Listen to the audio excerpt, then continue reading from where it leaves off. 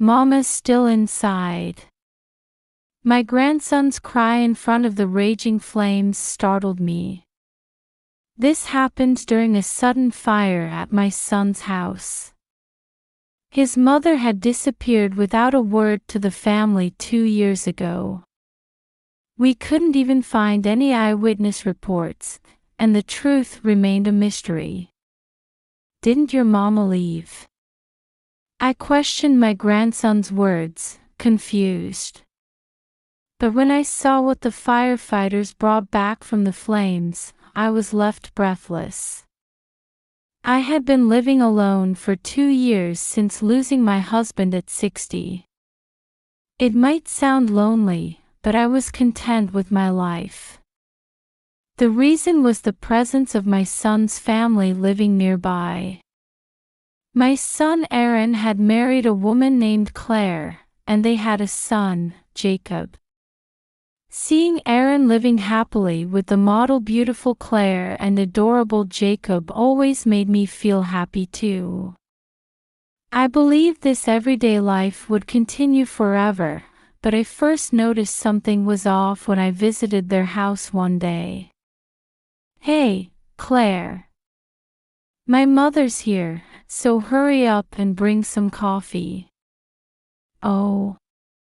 You don't need to go to such trouble. This is why she becomes such a thoughtless woman when you spoil her like that. There aren't many fools like me who'd marry a woman like her, so she needs to understand that." I frowned at Aaron, who seemed oddly proud of himself. They usually got along well, but on this day, he was picking on Claire for some reason. I felt uncomfortable seeing her bring coffee with a troubled smile after being spoken to so harshly. "Now, Aaron, that's not the way to talk, is it?" As I accepted the coffee, I felt I couldn't let this slide and spoke up to my son. Sweet Claire was brushing it off, but his attitude was a bit much. "No matter how old he gets, I'm still Aaron's mother, and I wanted to correct his mistakes." But to my surprise, he sulked, saying, This has nothing to do with you. Forget it. I'm in a bad mood." And he shut himself in the bedroom like a child. Jacob also looked anxious in this tense atmosphere. "Papa's been like that sometimes lately." "It wasn't like this before, was it? Did something happen recently?" Feeling a tightness in my chest at Jacob's sad voice, I looked at Claire. However, she just smiled slightly and said, "He seems irritated because work's been busy. Please don't worry about it." She seemed to want to smooth things over. "Well, if that's the case, I won't pry, but remember, you can always talk to me if anything happens." In the end, I left their house that day without uncovering the reason for Aaron's bad mood. Although the uneasy atmosphere bothered me, I thought it wasn't good to meddle too much in a couple's problems. Then, a few weeks later, I encountered another strange scene. Oh, Claire and Jacob. Out shopping, just the two of you. I spotted them by chance when I went to the nearby supermarket. When they turned at my call, they both had gloomy expressions for some reason. "You don't look well. Did something happen?" The scene from my visit to my son's house immediately crossed my mind, but Claire once again put on a smile and calmly said, "It's nothing. I'm just a bit sleepy." However, that wasn't the only thing that felt off. While feeling suspicious of her forced attitude, I glanced into their basket and saw it was filled with a large number of pain relief patches and disinfectants. Did someone get hurt? Jacob wasn't doing any sports, was he? But before Claire could answer my question, my son appeared. It seems he had been in the restroom. Oh, Mom's here too. Sorry, but we're in a hurry, so see you later. And without much conversation, Aaron hurriedly led the two of them to the cash register. My son's forceful attitude, Claire and Jacob's somewhat frightened demeanor, and the pain relief patches and disinfectants. I need to have a proper talk about this. Finally feeling that something was definitely wrong, I watched their retreating figures and made up my mind. A few days later, I decided to visit my son's house again. However, it seemed my actions were already too late. Hello. Oh. Is Claire not here? Actually, she left home. Without any contact. I was speechless at Aaron's bitter words.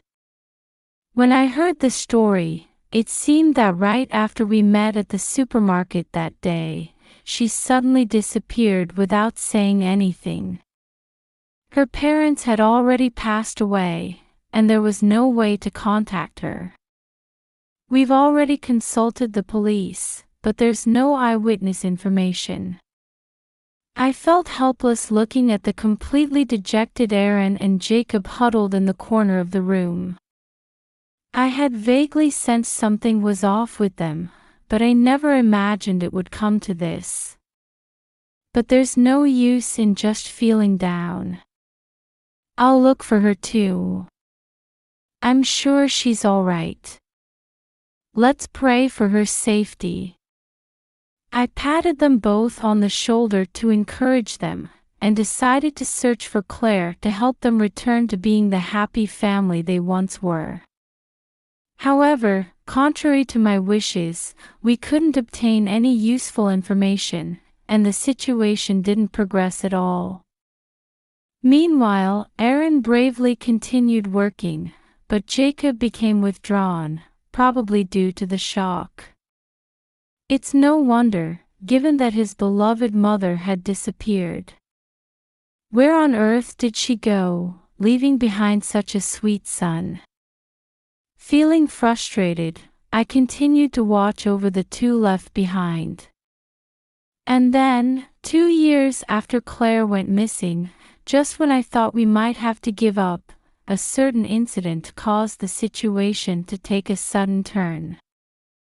It happened one day when I had gone out shopping. The moment I left the supermarket, I noticed quite a commotion around me. Listening to the buzzing voices of people, I heard unsettling words like, "There seems to be a fire." As if to confirm these words, a fire truck with its siren blaring passed right by on the road. And when I looked in the direction the fire truck was heading, I had a bad feeling. That direction, it's where Aaron's house is. Since it was still time before he would be back from work, the only one who might be at home was 7-year-old Jacob. Thinking something might have happened to him, I found myself running towards his house before I knew it. I was praying it was just a misunderstanding, but sadly, bad feelings often turn out to be true. Oh no. Jacob. The place where my son's house should have been was engulfed in large flames. Pushing through the surrounding crowd, I tried to approach the house in a daze. I didn't know the situation, but there was a possibility that Jacob was still trapped inside. But at that moment, I heard a familiar voice call out, "Grandma."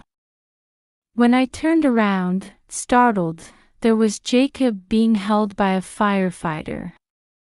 It seemed his life had been saved by the fire brigade that had arrived quickly.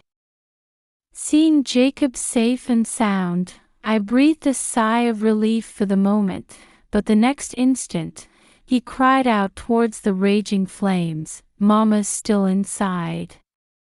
His unexpected confession made my eyes dart back and forth in confusion. "What are you saying? Your mama left 2 years ago, didn't she?"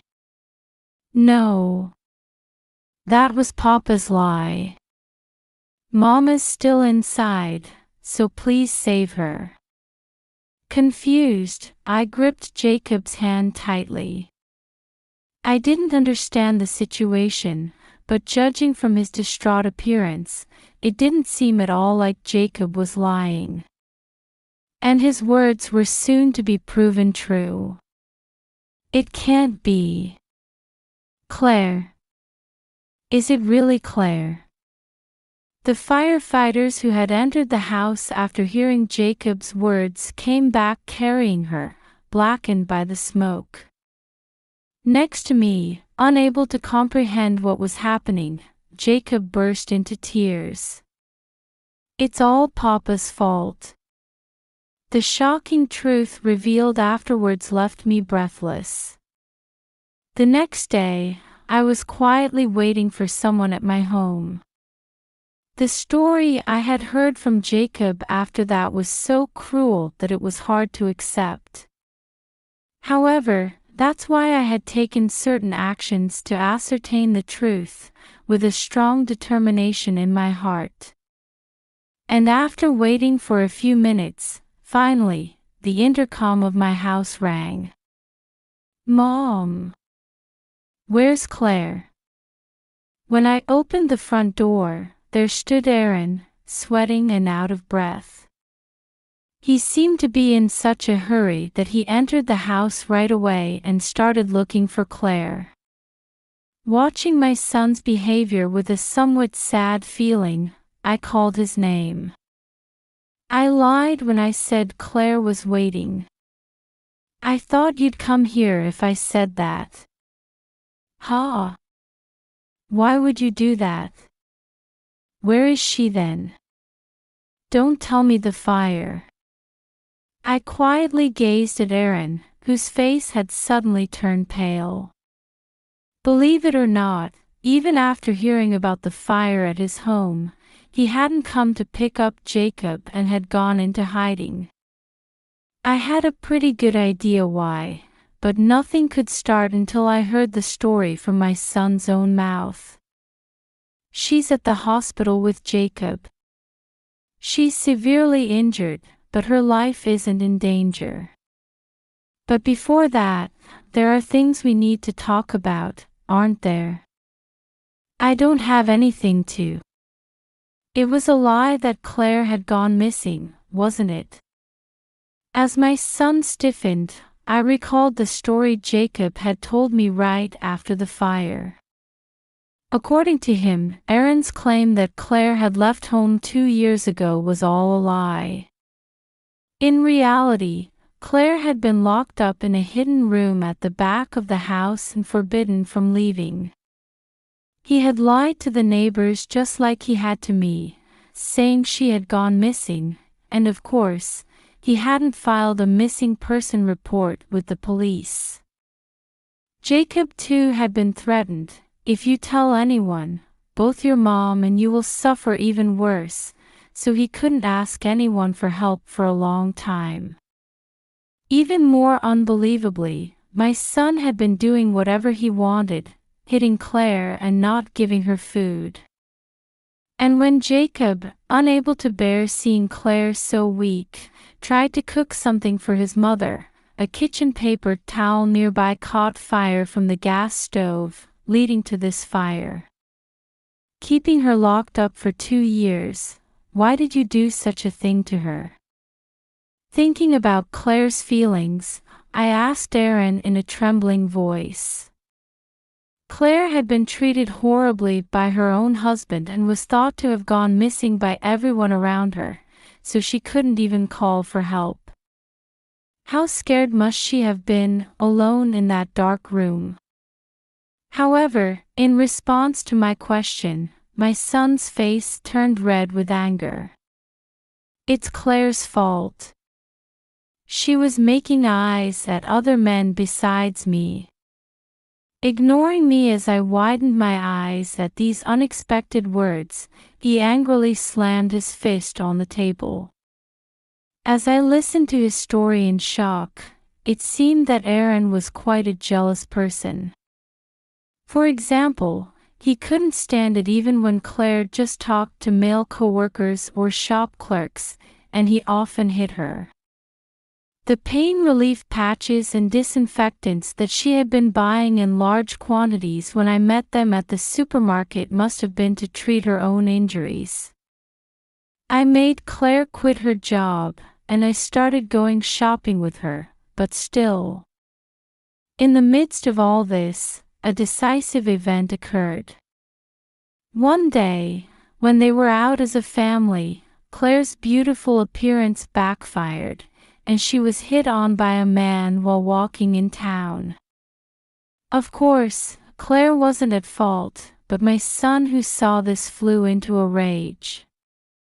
Just like when I first noticed something was off, he treated Claire coldly for a while, and then decided to confine her to the house. When she pleaded, "Please let me out," Aaron inflicted even worse treatment on her, calling it discipline. I just loved Claire. I didn't do anything wrong. It's her fault for showing openings to other men. As my son raised his voice in anguish, trying to justify himself, I was at a loss for words. It's true that Claire was quite beautiful, and I can somewhat understand his worry, but that's no reason to do such inhumane things. No matter if it was an act born out of love, it wasn't Claire who was wrong, but Aaron. Faced with my son who had changed so much, I took a step closer to him, harboring complex feelings of anger, sadness, and frustration. You will never see her again. Why not? She's alive, isn't she? Because I'm going to turn you into the police, of course. I've been recording this conversation too. There's no escape, so be prepared. Aaron's eyes widened at my words.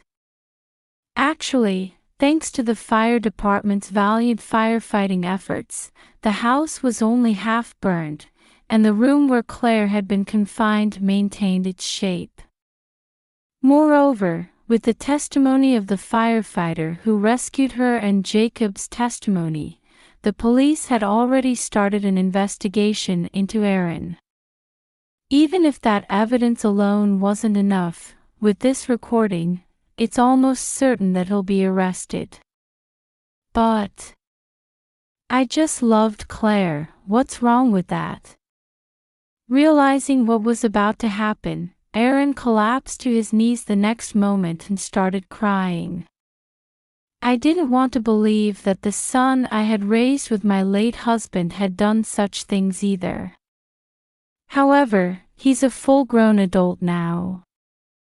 No matter how much he cries like a child, he needs to take responsibility for what he's done. The only thing he can do now is to atone for his crimes and live on. And I must guide him to walk the right path from now on. Don't you think you should atone for your crimes? When I raised my voice, Aaron looked up as if startled. Then, holding back my tears, I met his eyes. Let's go to the police together. You have no other choice left. At these words, Aaron finally seemed to give up and hung his head. And so, I headed to the police station with my now docile son. After that, Aaron was arrested as there was sufficient evidence. Naturally, Claire and he divorced, and she was awarded $30,000 in compensation.